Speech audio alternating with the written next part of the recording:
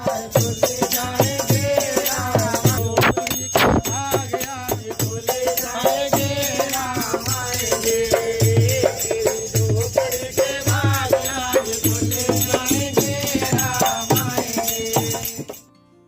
जनवरी को अयोध्या में भगवान श्री राम की प्राण प्रतिष्ठा का जश्न पूरा देश मनाएगा। इस दिन को हर कोई खास बनाने में लगा हुआ है और इसके लिए लोग अलग अलग तरह से तैयारियों में लगे हुए हैं। बरेली के किन्नर समाज ने भी इस बीच एक ऐलान किया है कि 22 जनवरी को जन्म लेने वाले बच्चों के लिए वो बधाई गाएंगे लेकिन नेग नहीं लेंगे। किन्नरों ने कहा है कि हम सभी बड़े भाग्यशाली हैं कि अपने जीवन में राम मंदिर के दर्शन करेंगे, इसलिए 22 जनवरी को जिस भी दंपत्ति की संतान होगी वहां जाकर बधाई तो गाएंगे लेकिन नेग नहीं मांगेंगे। अगर खुशी से दंपत्ति कुछ देंगे तो उसे रख लिया जाएगा और अगर कुछ नहीं मिला तो नवजात बच्चे को आशीर्वाद देकर वापस लौट आएंगे। आशीर्वाद के साथ बच्चे को कुछ उपहार भी देंगे और अगर कुछ नहीं हुआ तो एक फूल तो जरूर देंगे। किन्नर समुदाय को लेकर भगवान श्री राम से संबंधित एक कथा भी प्रचलित है कि जब भगवान श्री राम वनवास को जा रहे थे तो अयोध्या के लोगों संग किन्नर भी उनके पीछे पीछे जाने लगे। प्रभु श्री राम के निवेदन पर बाकी लोग तो वापस लौट गए लेकिन किन्नर नहीं लौटे। किन्नरों ने तमसा नदी के तट पर ही रहकर 14 साल तक भगवान राम का गुणगान और उनकी पूजा अर्चना करते हुए उनकी प्रतीक्षा की।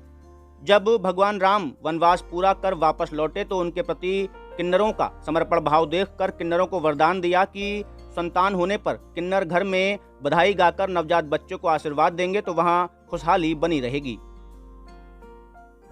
राम हमारे रामलला का विराजमान है अयोध्या जी में, तो उस चीज़ को लेकर हमारे किन्नर समाज ने ये ऐलान किया है कि उस दिन 22 जनवरी के दिन कोई भी बधाई नहीं लेगा, कोई भी डिमांड नहीं होगी, ना ही कोई किसी से ज़ोर ज़बरदस्ती करेगा। जो प्यार से दिया जाएगा वो लिया जाएगा। हम जाएंगे, बधाई गाएंगे, खुशियाँ मनाएंगे, लेकिन जो जिसकी श्रद्धा होगी, जिसका भाव होगा वो उतना ही बधाई देगा। कोई ज़ोर ज़बरदस्ती नहीं की जाएगी। ऐसा पहली बार हो रहा है क्या?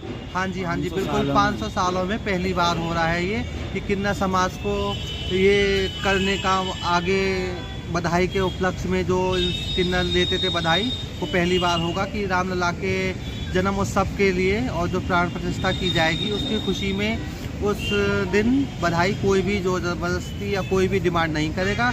सम्मान पूर्वक जैसे सब बधाई देंगे वैसे उस दिन 22 जनवरी को बधाई ली जाएगी। प्रचलित ये है भैया, क्या नाम है जी, जब श्री राम भगवान को 14 वर्ष का वनवास हुआ था तो माता कैकेयी ने श्री राम भगवान को जब वनवास किया था तो जितनी अयोध्या के जितने भी नर नारी थे तो श्री भगवान को छोड़ने गए थे, सरजू तट तक छोड़ने गए थे।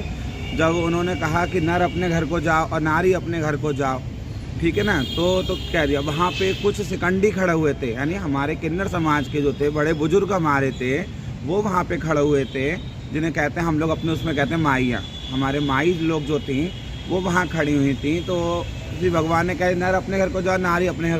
तो भगवान तो चले गए वनवास को और 14 वर्ष किन्नर वहीं खड़े होकर तपस्या करते रहे। किन्नर वहाँ पे खड़े होकर श्री राम भगवान का आने का क्या भगवान ने उनको कह दिया कि किन्नरों को नहीं कहा जाने के लिए। जब श्री भगवान 14 वर्ष बाद वहाँ से लौट के आए थे कि आप लोग कौन हैं, कि हम सब भगवान शिकंडी हैं, किन्नर हैं। तो कहा अच्छा, तो कहा कि आप लोग यहाँ कैसे खड़े हैं कि श्री प्रभु राम आपने तो कह दिया था कि आप नर अपने देश को जाओ, नारी अपने देश को जाओ सब, और हम लोगों से नहीं कहा, हम लोग यहीं खड़े रह गए थे। तो भगवान हम आपकी प्रतीक्षा देख रहे थे कि हम यहाँ खड़े हुए हैं। तो उन्होंने कहा कोई बात नहीं, आने वाले टाइम में, आने वाले कलयुग में या उसमें कि आप लोगों की दुआएं लगेंगी, सबको दुआएं देंगे, आप लोग खुशियों में शामिल होंगे यहाँ पे। तो वही श्री राम भगवान के उस टाइम से चला आ रहा है, खुशियाँ आपकी दुआएं हमारी, खुशियाँ आपकी दुआएं हमारी। तो इसीलिए आज भी जो भी खुशी का मौके होते हैं, बच्चे होते हैं, शादियाँ होती हैं, उसमें जब तक किन्नर अपना आशीर्वाद नहीं देते हैं तो उस चीज़ को सफल नहीं माना जाता है अपने हिंदू समाज में, है ना। तो उस चीज़ को सफल नहीं मानते हैं और इसलिए किन्नरों का आशीर्वाद है। बस आप लोगों से अपील है कि आप लोग खुश रहो, अच्छे रहो, भगवान अच्छा रखे सबको, बच्चों वालों के बच्चे बने रहे, जीते रहें, राजी रहे सब लोग, खूब फले फूलें। यह कहानी है श्री राम भगवान की, हमारे किन्नरों की।